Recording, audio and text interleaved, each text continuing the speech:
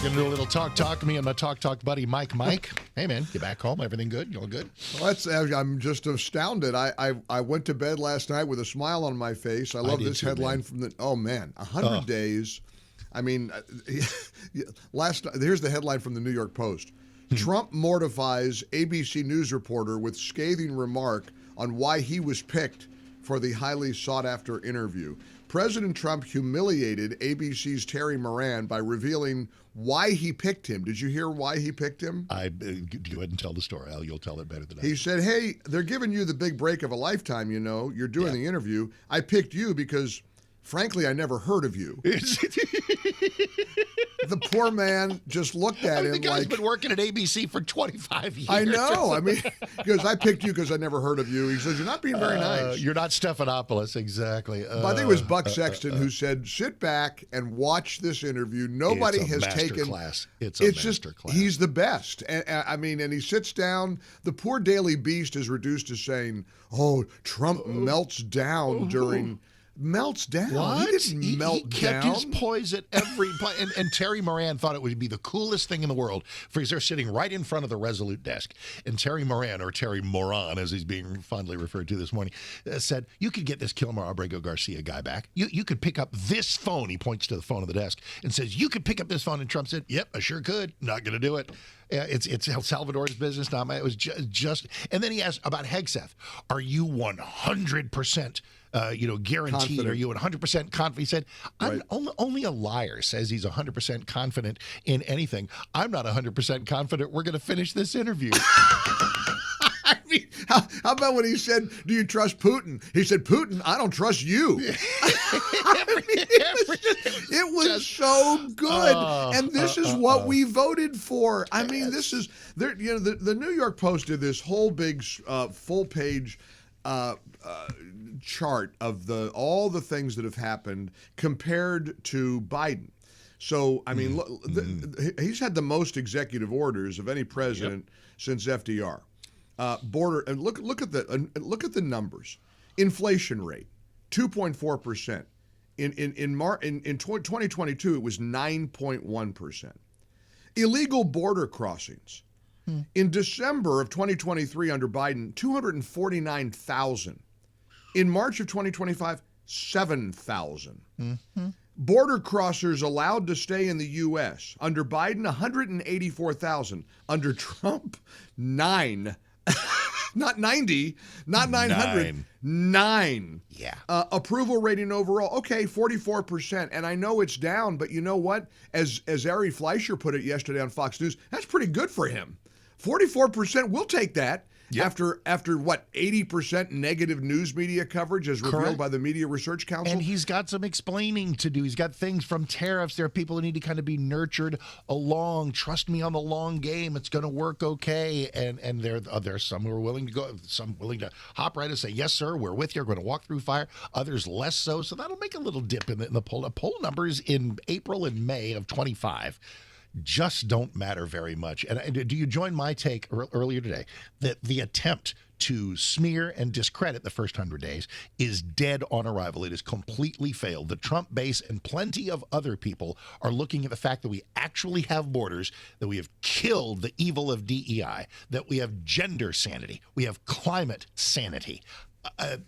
So many Doge, the actual discovery of government waste in an attempt to get rid of it. Finally, after begging for this for decades, it has been a magnificent first 100 days. I'm going to quote one of the smartest people I know. There was a fellow named Mark Davis who tweeted out yesterday on X that all they're left with are lies. All they can do is lie. Chuck Schumer yesterday was asked point blank about the border crossings. Because when you look at the signature accomplishment of the first 100 days, his foundational campaign pledge was to seal the border. He did it in 2016 when he came down the escalator. He did it again in and that was his promise. And you cannot refute the sealed border. In fact, even Maggie Haberman admitted yesterday from the New York Times. She was on, I think, CNN or MSNBC, and she said, "Look, the border is sealed. The border is closed. It is beyond argument that he accomplished his signature promise to the American people. Chuck Schumer was asked about it yesterday. Did you see Schumer's answer? No. Can I play this for you? Christian, can we play this for Mark? Because this is so profound. As you find, I'll give you some pad for 30 seconds. As you find Schumer playing that, one of my favorite Schumer quotes was that he thought this was genius. When people look back at these 100 days, they'll remember a 5-letter word: chaos, CHAOS, just like Trump, 5 letters. Like, what? Yeah, I think Gutfeld said, doesn't Chuck have 5 letters as well? Is there some significance to this? What is with you? They're absolutely unraveling. Well, they're lost. They're like a cork bobbing around in the ocean. They are completely rudderless. They don't know what to do. They're looking for anybody who they think can stop him in 2026 in the midterms in 2028. But back to your point. All they have left are lies. Again, no one can dispute this, the closed border. It's just not even factually an argument. Here was what Chuck Schumer is reduced to saying. On border security, the White House and Republicans are touting the claim that illegal crossings are down by 95%, guardways, as they call them, are down by 99%, and only 9 foreign nationals were released into the country compared to many more under the Biden administration during an equal period. Is that not a sign that the Republicans... I'd say one thing to you. I don't trust Trump's numbers. I don't trust the numbers. What? Well, there you go. All you can do is lie. The sky is blue. No, I don't trust it. Trump said the sky is blue. I don't believe that. Trump said up is up and down is down. Nope, I don't trust him. I don't trust it. This is what they're left with, Mark. There's actually one other thing, because I did say all that they're left with lies. There is actually one other thing, and that is pure seething hatred, which of course is nothing new. And you've mentioned this guy let's make it 3 days in a row that we invoke Illinois Governor J.B. Pritzker. Yep. The Trump and his people should know not one moment of peace.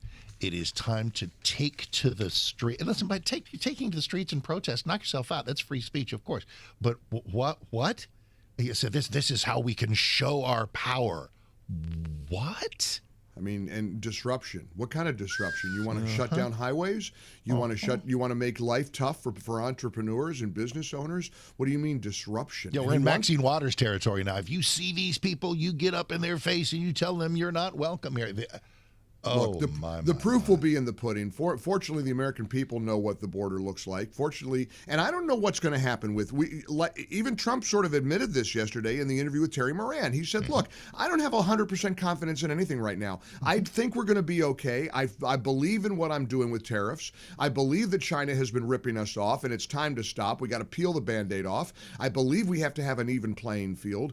But he didn't say, "I can 100% guarantee you that it's going to take time." I mean, here's breaking news right now. The U.S. economy has slowed down pretty sharply, shrinking 0.3% in the first quarter. The U.S. economy contracted, it has just been revealed. All right, 0.3%. It's going to take time. And we know who else's economy? Fresh numbers on somebody else's economy, too. You know who else's economy is having a big hiccup right now? China. In China, the notion of their productivity index, there's a metric by which they are noticing that there are things that we're just not going to want from them for a little while here until things are evened out. So this is going to put pressure on the Chinese. This is what it's all about, putting pressure on these other countries to change their policies and help us create a more level trade playing field. And yes, it is going to take some time, but I'm choosing to have faith in this. And I'm ready for the long game. Everything is a negotiation with him. He's already backed off some of the auto tariffs. Because it was his team, and they decided, look, some of these tariffs are going to noticeably increase the cost of automobiles for Americans. So he pulled back on some of these tariffs. It's all the art of the deal. You know what we've gotten? We've gotten spoiled with him, because to have a sealed border after 100 days. It's like, okay, you got that done. Now, why don't you fix the economy? Exactly. And for context, listen, let's have your audience and mine do a dual history deep dive. Maybe AI can answer this in 5 seconds. I don't know. Has any president been faced with any more daunting problem and solved it more quickly than Trump border 2025? I know. I'm trying to remember, what did Reagan face? I'll take a Democrat. I don't care. What know. did, it's just first 100 days. I Did know. any more massive seething problem get solved inside of 100 days at the beginning of any presidency since the birth of the nation? I don't know that it has. It's the most significant 100 days that we've ever seen. This is way more significant, certainly, than his first 100 days in 2016. Yep. It's night and day. Speaking of AI, I'm struggling. I heard what you said about the legislation in Texas. Oh, yeah. Look, I get it. I understand the concern, but here's what we're going to have to wrap our brain around: how to handle this emerging technology. Yep. It's because it is frightening. Should it be a crime for a criminal to replicate an elderly person's grandson and call and extort money using the AI technology to replicate their voice? Well, that's fraud, so sure. Right, but I'm talking about the act of using the AI. If somebody creates a video of you or me with saying something unspeakable, and we are hurt by that, Boy, you know what? is that a free speech defense? This is so golden you brought this up. For those that don't know, Mike's talking about HB 366, which is mostly about visual images. House Speaker Dade Phelan, somebody ran an ad with Dade Phelan hugging Nancy Pelosi, which did not happen. But he Now, my favorite response to that is for him to say, that didn't happen, and we all get on with our lives. Criminalizing that is enormously problematic. Online memes, if somebody does something satirical, we're going to criminalize that. You're telling me it's a if huge AI free speech problem. No, baloney. You're telling me that if AI, if that technology is used to depict you in a criminal act, in some horrifically criminal act, maybe you're with a child. You're with a child. They depict AI depicts you committing a criminal act, and you're telling me you'd say stop inventing things. Stop it. I'm not inventing something. No, what are you talking about? Because I'm going to agree with you, because that would be character defamation. What this thing is like, political ads of somebody like Dade Phelan hugging Nancy Pelosi. Should that be illegal? No. But if they're now, but when if you ramp it up to something that's defamatory and criminal, of course that's something I think we can agree is. So you're you saying that the defamatory notion, that charge stands alone, but the AI that's just a free speech thing. Here's where your argument, I think, falls apart. Oh, we should just say it's fake and move on. Right. That's easy for you to say unless you're somebody whose life has been ruined. No, revenge porn. Dade Phelan's life was not okay. The revenge porn is a total other thing. Ted Cruz and Katie Britt have this wonderful the Take It Down Act. You're bringing in new things, which yes, there should be constraints against. Yes, it's the technology, Mark. Well, of course, which makes it all so crazy easy. And so, if actual crimes are an easy yes, political ads are an easy no, which they are for me. You brought out something that is a fascinating midpoint. We talk about images, photographs, our voices. It's our stock in trade. Right. You know that somebody could invent a clip of you or me saying something horrible. Remember I got the call from Bill Maher, and my whole team thought it was actually Bill Maher. Yep. And it was AI. Somebody had used AI to replicate his voice talking to Mike Gallagher. Yep. Now Bill Maher, I mean, again, that's the technology that enables somebody to do it. Your argument is, well, it's free speech to use AI, but it's not a get out of jail free card if you're defaming somebody. If or right, exactly. Now, so that what I about don't know. the use of voice? What about the use of images is kind of an easy call to me. Why is there some? We might need to do this tomorrow because we're out of time.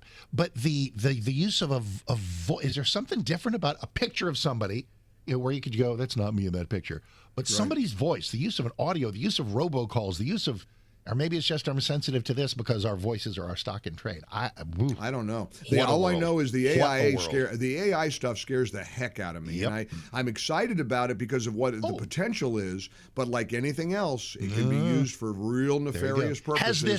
Has this in fact been the two of us talking about this for the last few minutes? This is not real. Wait a minute. Mike Gallagher is tied up and is in a corner right now with duct tape. Real AI has taken quick, over. do me a favor so I can hit tape. I absolutely hate Broadway shows. Can't do it.